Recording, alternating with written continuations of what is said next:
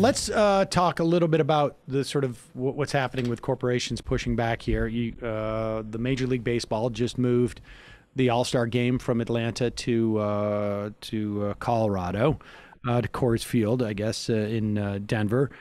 Here is Mitch McConnell.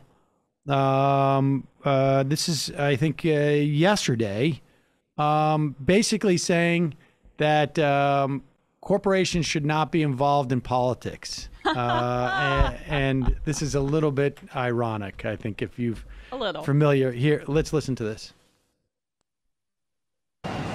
And I found it completely discouraging to find a bunch of corporate CEOs getting in the middle of politics. My advice to the corporate CEOs of America is to stay out of politics. That's interesting. That runs counter to everything he's ever done in his entire career, including the Supreme Court case McConnell v. FEC, which McConnell sued the government because they limited corporations' ability to spend money on elections. I have to add that he later added, "I'm not talking about political contributions." Literally, so. How to cover his base. Wow. Secret. Nabilah, what's your thoughts? I think we should get corporations out of, politics and not, ban taking corporate PAC money 100%. So, look, I think what the corporations did in Georgia, Delta and the Coca-Cola CEO coming out and saying that this law is not good for voting rights. It's unacceptable.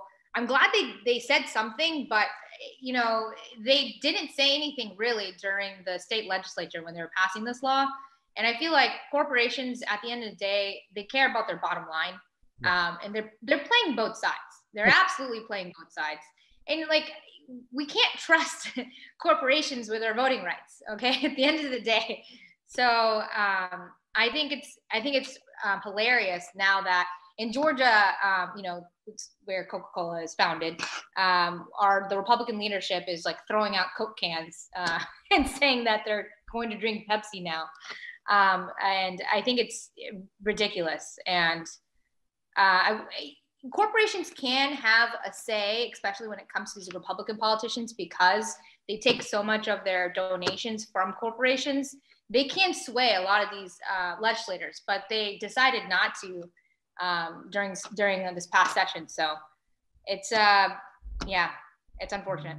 I would also imagine that if we check back on these same corporations 2 or 3 years from now, their giving to Republicans is going to be anywhere from 10 to 15% higher than it is this year. They're going to make up for this. I mean, they will, when Mitch McConnell is sitting there saying, stay out of this, but we still accept money. He's basically saying, there's going to be a VIG on this. There's going to be another 10, 15% we're going to expect from you, I think, down the road. I mean, I think it's helpful just insofar as that it raises awareness for people. It's just one more story peg. But in the end, I agree with you. This is, people should not in any way allow these sort of I don't know. This is just classic it's just empty whitewashing, statements. I guess. Yeah. And then so you have, American Airlines is competing with Delta speaking out about this, and they have a significant presence, Nabilah, right, in Georgia. And so now American Airlines has to put out their own corporate statement in order to one up Delta in terms of the PR wokeness, when really, if there's going to be any economic consequences, that's not going to come from top down, from corporations and CEOs making statements for publicity. It's going to be from people withholding their economic power on the ground level. Let's just watch. We got Bernie Sanders responds to McConnell's I guess, a call for CEOs to stay out of politics, except for when it comes to writing checks to Republicans. Here's Bernie Sanders on Chris Hayes' program last night. You have been a critic of corporate power for a very long time, and so I have to imagine you feel very excited to have all these new collaborators and comrades who are going to link arms with you to very seriously take on corporate power in America from the Republican side. It is just extraordinary, Chris. Imagine that after $1 trillion of tax breaks, the large corporations, after lowering the corporate tax rate, after protecting the pharmaceutical industry from charging us by far the highest prices in the world for prescription drugs, et cetera, Mitch McConnell and his friends are very upset that some corporations are now saying that it is an outrage that in Georgia, they are trying to destroy democracy and make it harder for people of color and low-income people to vote. Look, all of this is nothing more than a deflection, and you made that point well, a deflection against the reality that all over this country, what Republicans are doing is trying to protect their interests by making it harder for people who might be voting against them to participate in the political process. That means minorities. That means young people, people who are not sympathetic to their right-wing agenda. And our job is, among other things, to pass H.R. 1, an important piece of legislation which says that in America, if you are 18 years of age, no matter what they do in Georgia or anyplace else, you got the right to vote. Right. That we get rid of. We finally move forward to address Citizens United. And by the way, as you know, Mitch McConnell was the biggest Senate defender of Citizens United and the ability of corporations to buy elections. I mean, yeah. Chris excited there. Yeah, exactly. I mean, give us a sense, Nabilah, like when, I mean, you've seen this sort of trajectory in Georgia. Where do you think Georgia will be in a year or two, or, you know, the next general election cycle, maybe even just like 18 months out from now? So I think that we have a real opportunity to flip the governor's mansion. So get, you know, if Stacey Abrams run for office for governor again, hopefully she does, she'll have power to veto a lot of this bad legislation coming out of the state legislature. I think that we will reelect Warnock in November 2022. So I think we'll stay blue. I will say, though, I'm a little worried about redistricting.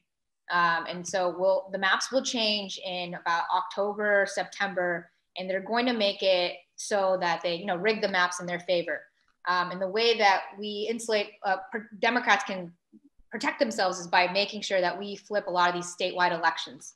And so I think Georgia, I'm hopeful that, you know, based on what we saw in November during the Senate runoff, no one thought we were going to flip 2 Senate seats, that we'll be able to definitely not only win state level elections next year, but also some of these local municipality elections all across the state with mayors and city council members. And that's a huge thing. And so I'm hopeful that we're trending in the right direction and then we can reverse some of this bad legislation and hopefully HR 1 passes and saves a lot of us from a lot of these voter suppression tactics. Is it your sense that the Democrats are the national Democrats or Democrats from other states or are coming to Georgia and saying, like, you know, what did you do? I mean, is there and obviously I know this is a very broad-based thing, and obviously Stacey Abrams had an organization, but there are other organizations in Georgia as well that we're working on this, and there's demographic changes and et cetera, but has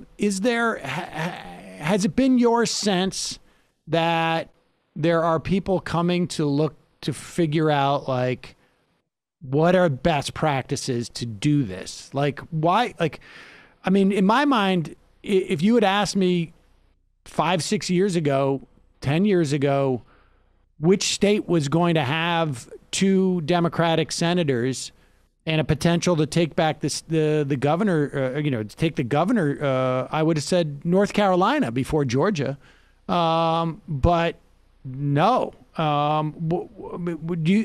Is it your sense that there's like lessons to be learned in Georgia for other states, and are they taking advantage of that? So people have asked me to speak about, like, oh, what do you think that happened in Georgia? They're trying to find out what the secret sauce is. A lot of these southern states, especially. And what I will say is, you know, I've been working in Democratic politics for 10 years, and the transition really happened. You know, and I worked on the 2014 gubernatorial election for Jason Carter when he ran. It took Trump to really wake people up, but it took also transformational people to run for office, inspiring leaders like Stacey Abrams to run, that really got people excited to go vote, and where they saw themselves in their candidate. I will say that the wins that we had in November and this past January were based on our coalition building. We have, our demographics have changed. By 2030, we will be a majority minority state. And what I will say that we did really well was the API groups, the Latino groups, the Black organizations. We all came together and we figured out what each one was doing, what we weren't, and we made sure we didn't overlap too much, so that we, were focused on the right targets, making sure that we touched everyone. I mean, it was very well organized. And I would say even like 6 years ago, a lot of these API groups, we were, small. And now we have a lot of leverage, a lot of resources coming our way. We have, it also did take, I will say this, I'm first generation daughter of immigrants, and it took me until my late 20s before I saw stronger talent take over, lead these organizations. So just because you have an organization doesn't mean you're doing anything if you don't have strong leaders, strong people with, people with strong visions to actually implement the work that you need to do. Because oftentimes what ends up happening is that you have a brain drain where people leave your state and they go work in what they think is a more competitive state. So I will say Georgia has a couple of things. We now have a really good staffers, just the campaign workers. We are now building a bench whereas before we didn't really have one. And so we have people that are more reflective of our communities running for office. And I will also say that now we're having more resources coming. Before we were a flyover state, no one wanted to give us donations. Now people are spending resources. I would say it's an accumulation of all those things that definitely helped us win these past elections. Is that staffer thing a generational thing? So I would say yes. Like when I first started, I was the only brown Muslim girl, at every table, everyone was a white dude, and that's slowly changed. I'm seeing more Black and brown, younger kids. I would say they're still in my class. There's not as many as I would have hoped, but Gen Z, these kids in their mid 20s, there's more Black and brown people, more folks that, especially in Georgia, that are willing to stay and learn the ropes instead of leaving. So I would say in the next 10 years, we're going to have some really awesome operatives that are running these organizations and hopefully teaching other states how to do the same. I think Nabilah Islam, thank you so much for your time today. Really appreciate it. It was really interesting. Yeah, thank you for both having me. Thanks so much.